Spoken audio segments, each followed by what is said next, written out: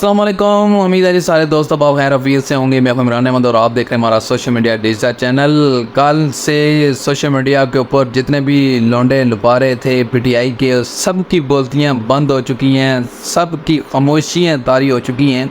और इसकी वजह क्या बनी है आज मैं आपको इस व्लॉग के अंदर बताने लगा हूँ कि जैसे ही रऊफ़ हसन की गिरफ़्तारी हुई है उसके बाद पीटीआई वालों का नामो निशान नज़र नहीं आ रहा सोशल मीडिया के ऊपर। और मुझे यूँ लग रहा है कि जैसे उन्हें डर पड़ गया है, खौफ पड़ गया है, क्योंकि बहुत सारा डेटा हैक हो चुका है।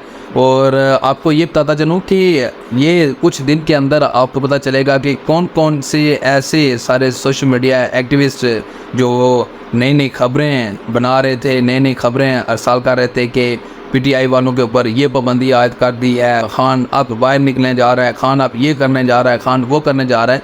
क्योंकि मैं आपको बताते चलूँ कि पीटीआई वालों ने एक मीडिया सेल्स के ऊपर एक ग्रुप उन्होंने बनाया हुआ था, जिसके अंदर कुछ जो सोशल मीडिया एक्टिविस्ट थे जो ये काम कर रहे थे, जिसमें सबसे सारे फरिस्त आ रहा था शहाबुद्दीन मखदूम। ये शहाबुद्दीन मखदूम को उन्होंने एक्टिवेट किया हुआ था कि आपने सिर्फ़ और सिर्फ पीटीआई के हक़ में आपने बोलना है और हुकूमत के ख़िलाफ़ बोलना है, आपने अदारों के ख़िलाफ़ बोलना है, आपने दीगर जितनी भी इरेगुलर जो एक्टिविटीज़ हो रही हैं उनको आपने हाईलाइट्स करना है।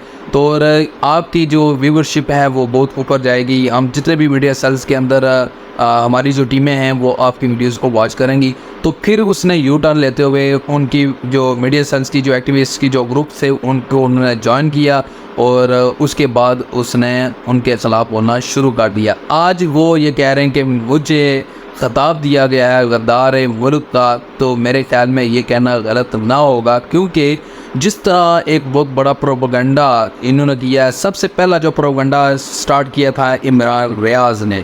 अब इमरान रियाज़ को देखते हुए मुख्तलिफ उन्होंने कहा कि सोशल मीडिया एक्टिविस्ट उनको उठाया जाए, तो बेशुमार लड़के उन्होंने उठाए हैं और ये सैकड़ों लड़के हैं जिनकी अभी जो डेटा निकलने जा रहा है। जैसे ही हसन रऊफ़ की गिरफ़्तारी हुई है और उनके पास से जो लैपटॉप और कंप्यूटर, कुछ मोबाइल्स और कुछ वेबसाइट्स ये जब इन्होंने वहाँ से कलेक्ट किए हैं तो पता चला है कि कितने लोग इसमें इन्वॉल्व थे और कितने लोगों को उन्होंने एक दूसरे के साथ लिंक किया हुआ था। अब कुछ मज़ीद डेटा और